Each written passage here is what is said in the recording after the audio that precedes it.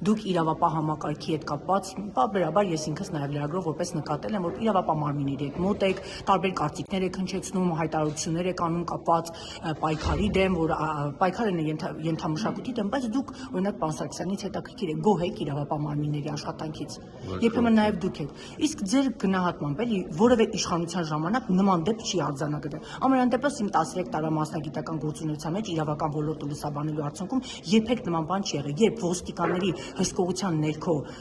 անձին Սամվել Վարդանյանի մասին խոշտանգում էին, ոստիկանների հսկողության ներքո Սամվել Վարդանյանը, որը Հակոբ Աստանյանի հետ ավտոբուսում միջադեպի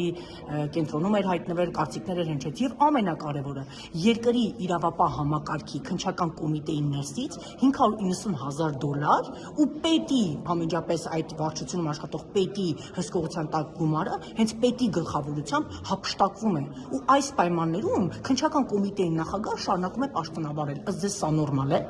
Նորմալ է, դա շատ լավ է, որովհետև քննչական կոմիտեի նախագահի